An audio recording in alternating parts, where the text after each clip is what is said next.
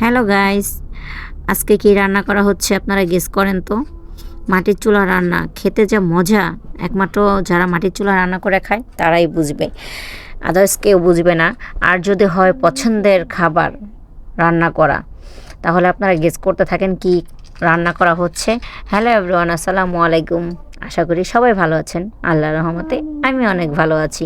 চলে আসলাম ছোট্ট একটা রান্নার ভিডিও নিয়ে আপনাদের মাঝে। আশা করি আপনাদের এই রান্নার ভিডিওটা অনেক ভালো লাগবে। তো শুরুতেই চলে যাই, আম্মু পেঁয়াজ তেলে ভাজতেছে মরিচ দিয়ে। আর আজকে কী রান্না করা হবে জানেন?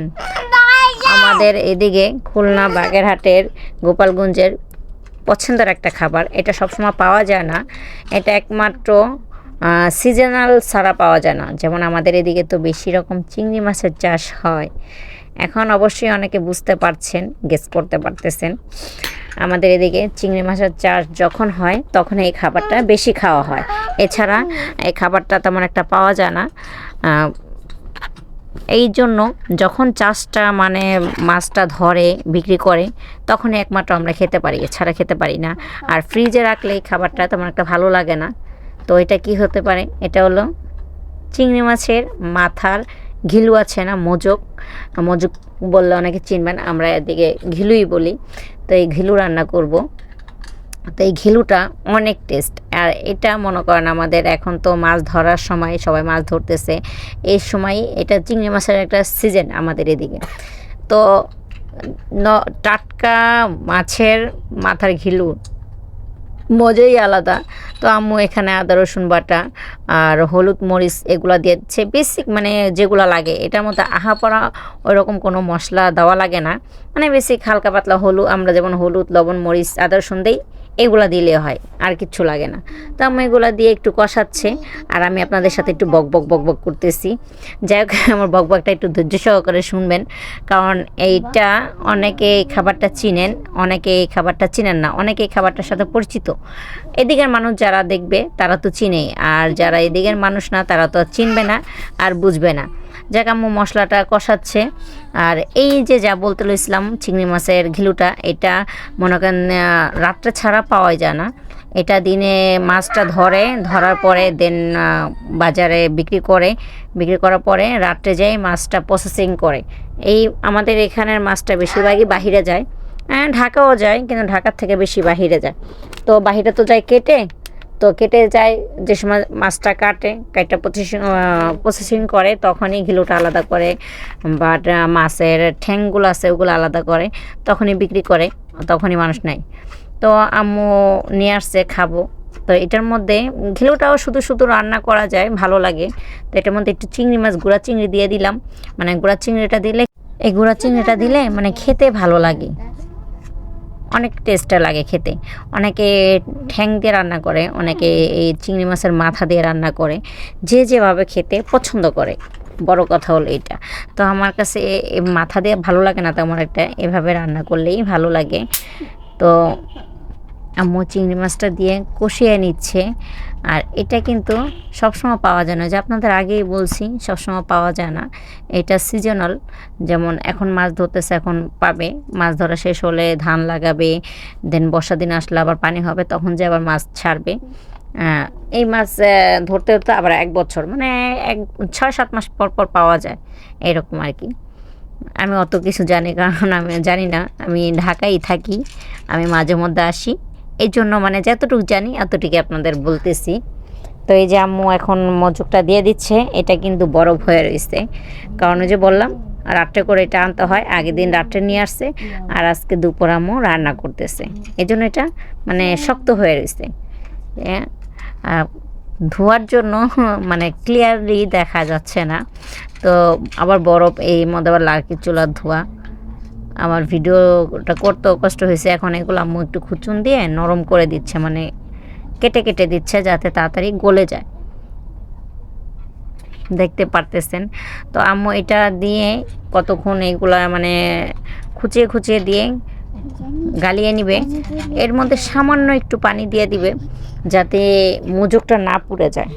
রান্না করতে করতে এটা পুড়ে গেলে তখন তিতা লাগে, ভালো লাগে না।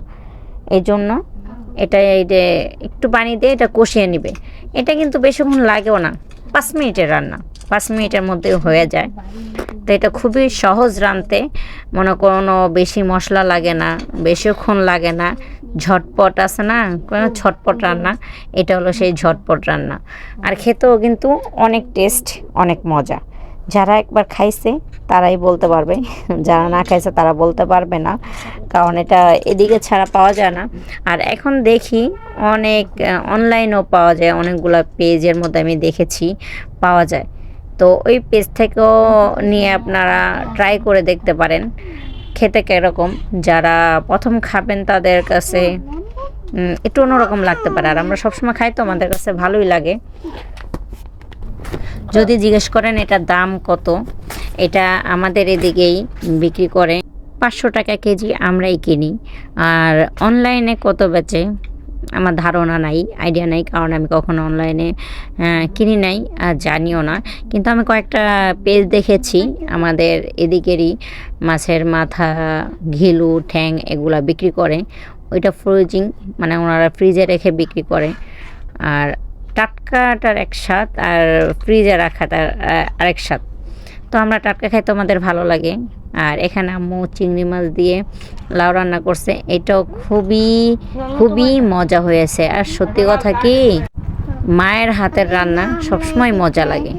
আর আমার তো নিজের রান্না করতে ভালো লাগে না, খাইতেও ভালো লাগে না, আম্মু রান্না করে এটাই সবসময় ভালো লাগে। আর আম্মুর এখানে আসলে আম্মু রান্না করে ওইটাই খাই। যাই হোক, এরপরে আজকে বড়া বানাবো। তো আমার মতো যারা কিপটা আছেন তারা কি করবেন, চিংড়ি মাছের মাথাগুলা ফালাইবেন না, চিংড়ি মাছের মাথাগুলা আমার মতো রেখে দিবেন, রেখে এরকম ডাইল দিয়ে বড়া বানাই নেবেন। তো আমি চিংড়ি মাছের মাথা আর কতগুলা কাঁচামরিচ দিয়ে দিয়েছি ব্লেন্ডারে, এর মধ্যে কতগুলা ডাইলও দিয়ে দিচ্ছি। এখন আমি এগুলা ব্লেন্ডার করে নিব, কারণ কি জানেন, অপচয়কারী শয়তানের বন্ধু। তো অপচয় করা উচিত না, এই জন্য আমি অপচয় করতেছি না, আমি এগুলা কাজে খাটিয়ে নিলাম। আর এভাবে রান্না করে দেখবেন, মানে ডালের বড়াটা বানাই দেখবেন, অনেক মজা লাগে। চিংড়ি মাছের একটা ফ্লেভার আসে, তো খেতে ভালো লাগে। তো এই যে আমি ব্লেন্ডার করে নিয়েছি। তো এরপরে আরেক ধাপ দিব, এরপরে আরেকবার দিব, 3বারে আমি ব্লেন্ডার করে নিয়েছি। তো যা বলতেছিলাম, মায়ের হাতের রান্না কে কে মিস করেন অবশ্যই জানাবেন। এই যে আমাদের নিজেদের গাছের ধনের পাতা, অনেকগুলা গাছ আছে আমাদের, এই ধনে পাতা গাছ, এগুলা দিয়ে দিয়েছি, দিয়ে লাস্টে যেগুলো আছে এগুলো আমি এখন ব্লেন্ডার করে নিব। তো আমার মার হাতের রান্না সবসময় ভালো লাগে, সবসময়। আমি এমনি একটু অলস ভাদিম্মা, আমার রাঁধতে ভালো লাগে না। আমি গ্রামে আসলে আমার আম্মুর হাতের রান্নাই সবসময় খাই, আম্মু রান্না করে আমি বসে বসে খাই। তো এই তো আম্মু রান্না করতেছে, বসে বসে খাবার। এদিকে আমি এই ডালের বড়া বানাইতে ব্লেন্ডার করতে যাই, আমার এদিকে মাছ খিলুটা হয়ে গিয়েছে। দেখেন কত সুন্দর কালার রাখতেছে, কালারটা কিন্তু অনেক সুন্দর আসছে, অনেক। আর এদিকে মনে করেন উপরের লাগেন ওই যে ধনে পাতা দিয়ে ব্লেন্ডার করছে ওইটা, আর নিচে হলো কাঁচামরিচ দিয়ে ব্লেন্ডার করছে ওইটা, আর মাঝখানে শুধু ডালটা ব্লেন্ডার করছে ওইটা।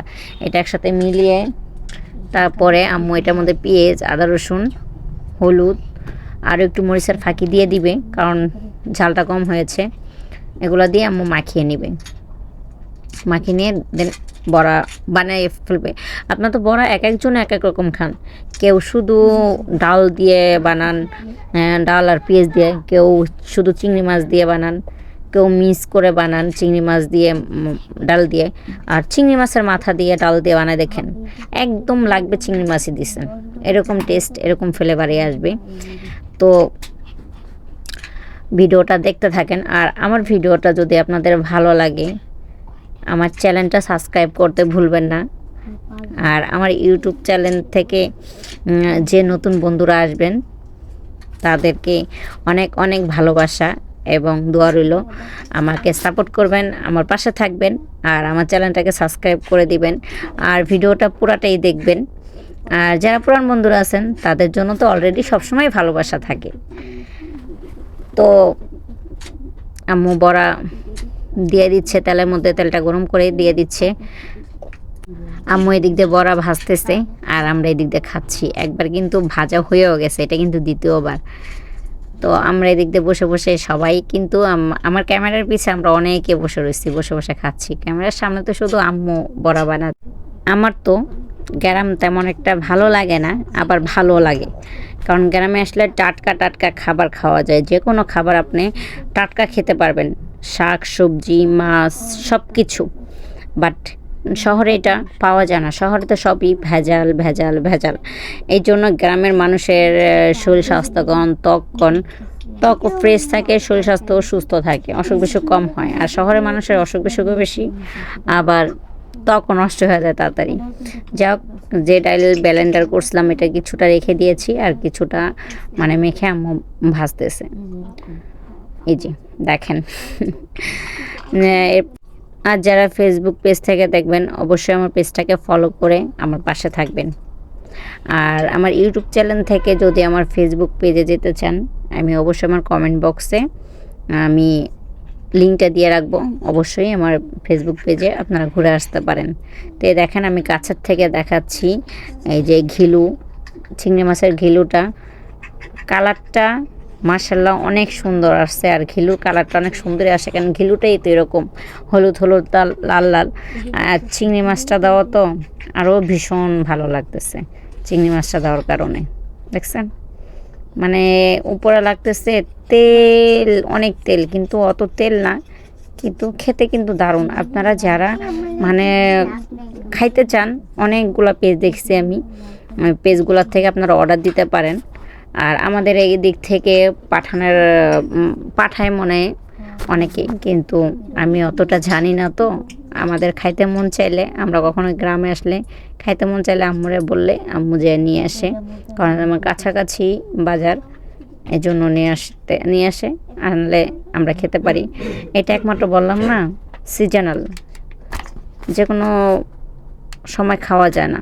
তো এদিক দিয়ে বড়া আমাদের ভাজা প্রায় শেষ, আর এদিক দিয়ে আমরা খাচ্ছি। বড়াটা অনেক মচমচে হয়েছে, অনেক মজা হয়েছে, অনেক ভক ভক বক বক করলাম আজকে আপনাদের সাথে। আমার মেয়েও খাচ্ছে, আমিও খাচ্ছি। তো আমার বকবাগানিটা আপনারা শুনছেন অনেকক্ষণ, শোনার জন্য ধন্যবাদ। আমার পুরো ভিডিওটা এরপরে কি নিয়ে ভিডিও করব অবশ্যই কমেন্ট বক্সে জানাবেন, যে আপনারা কি রান্না দেখতে চান, অবশ্যই ট্রাই করব ওই রান্নার রেসিপিটা দেওয়ার। তো এই যে আমরা খেতে খেতে বিদায় নিয়ে নিব আপনাদের কাছের থেকে।